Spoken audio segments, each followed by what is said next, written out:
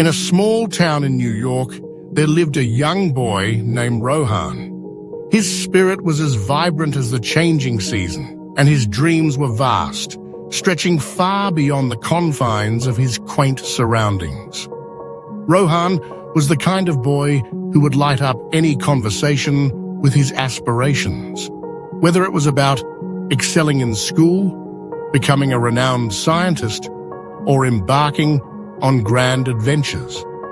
His friends and family often marveled at his enthusiasm, showering him with praise for his ambition. Yet, despite the accolades and the attention, Rohan felt a persistent sense of stagnation. He was brimming with ideas and plans, yet the tangible results of his efforts seemed elusive.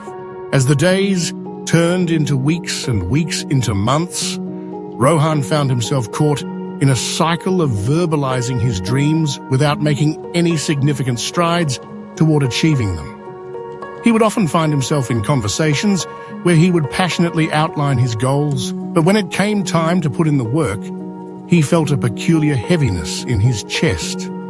It was as if the more he spoke, the less he felt compelled to act.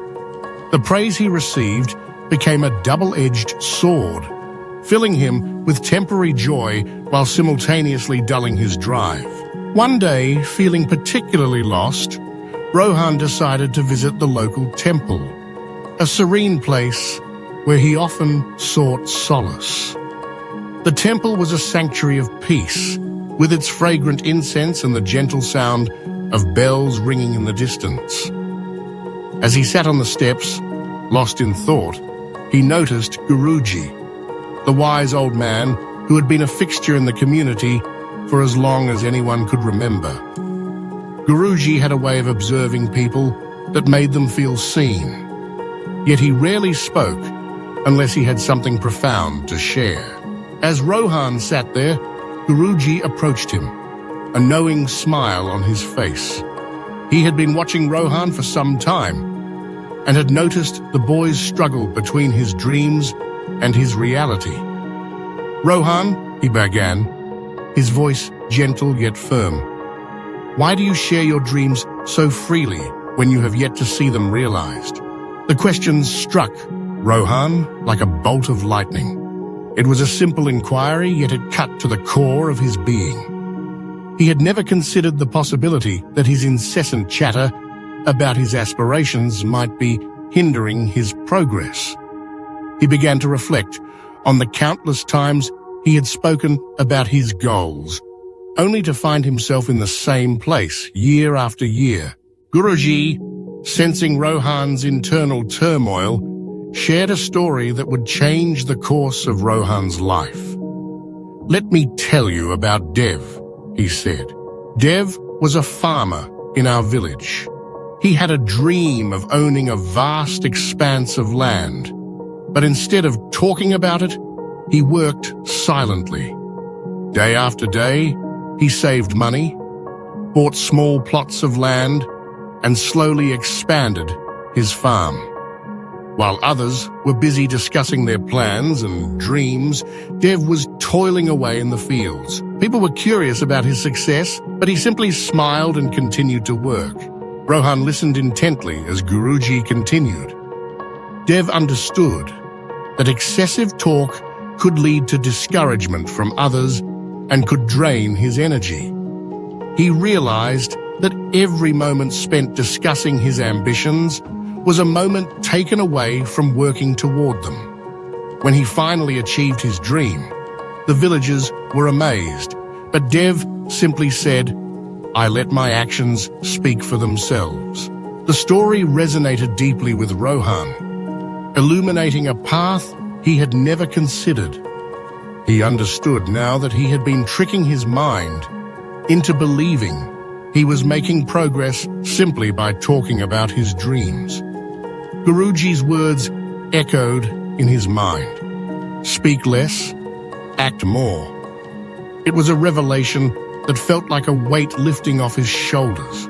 Determined to change his ways, Rohan made a promise to himself. He would no longer share his dreams with anyone. Instead, He would channel his energy into hard work and dedication. He focused on his studies with newfound vigor, immersing himself in his books and setting clear goals for each day. The chatter that once filled his mind was replaced by the sound of turning pages and the rhythm of his thoughts, aligning with his actions. As the months passed, Rohan's efforts began to bear fruit. His grades improved dramatically, and with each passing exam, he found himself climbing higher in the ranks of his class. The results were astonishing, and when the final exam scores were released, Rohan stood at the top. His friends and family were baffled by his sudden success, asking him how he had managed to achieve such remarkable results. With a humble smile, Rohan echoed the wisdom of Guruji, saying simply, "Be silent and get everything." He realized that he had transformed not just in his academic performance, but in his understanding of success itself. The silence he had embraced became a powerful tool, one that allowed him to focus on what truly mattered.